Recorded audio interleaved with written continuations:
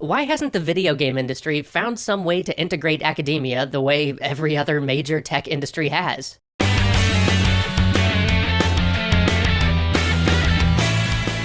Every major high-tech industry is supported by a robust academic backing. Everything from pharmaceuticals to software, robotics to energy requires that academic institutions theorize, experiment, and teach in their field, because only academic institutions have the proper incentives to do so. Let me break that down a bit. High-tech fields need academic institutions to do the sort of long-term research or crazy thinking outside-the-box studies that don't provide an immediate profit, because in a modern business environment that's driven by stock prices and quarterly earnings, it's getting harder and harder to justify this type of research in a corporate setting. But in an academic institution, that sort of research is the path to advancement. Sure, 90% of it may not pay off, or it may be mired in minutia, but simply doing those studies and publishing about them counts toward getting tenured, and so academics are incentivized to do them anyway. And then when one does actually pay off, or when some member of the industry suddenly needs data on some bizarre esoteric thing, everybody benefits.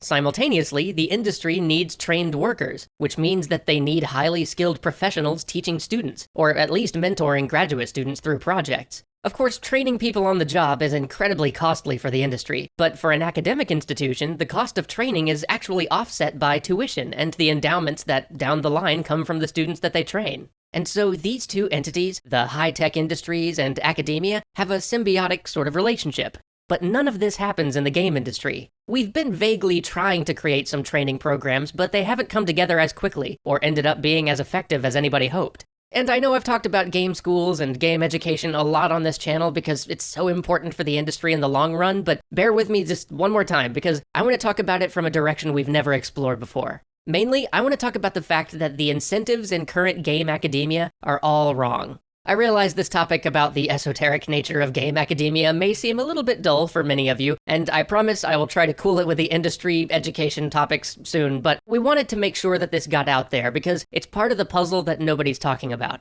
You see, for all the talking we and others do about how to fix curricula or how to help students, nobody really talks about how to make sure that great people stay in academia to teach and do all that research we so desperately need. At GDC, Ian Horswell of Northwestern brought up a problem plaguing game academia right now. All the ways we try to incentivize PhD students or professors looking to study games are completely wrong. The first and most obvious problem is the fact that building games rarely counts toward tenure or getting your PhD. Most academic institutions are still mired in the old idea of publishing in journals or writing books as the path to advancement, rather than participating in the medium itself. And this is what leads to the sort of incredibly disconnected game studies programs we have today. And it's not like a precedent doesn't exist for a more active approach. In the art world, gallery shows and the like can count toward your academic standing. But game professors, by and large, still can't make games. Professor Horswell came from a robotics background, and he recalled that when he first started in that field, none of the academics so much as touched a robot. Instead, everybody just wrote papers because that was the only way to get ahead in the field of academia. It's ridiculous, right? Fortunately, the robotics industry rapidly learned that this was silly, and now modern robotics academia is all about proving out your ideas on an actual robot, about testing out a theory in practice rather than letting it remain entirely theoretical. This is exactly what needs to happen in game academia if it's ever going to be relevant to the industry. But we also need to support that with things that academia understand. We need more awards that are specific to academic games, or at least academic interactive media. We need to create fellowships along the lines of the Institute of Electrical and Electronic Engineers, the kind of guild-type organization that presents avenues to publications, and whose standards mean that achieving certain membership grades can serve as a good benchmark for academia. These sorts of societies are important because they present a body of qualified individuals working in the field, both within and outside academia, to help vet people in a way a new academic field might struggle to do on its own.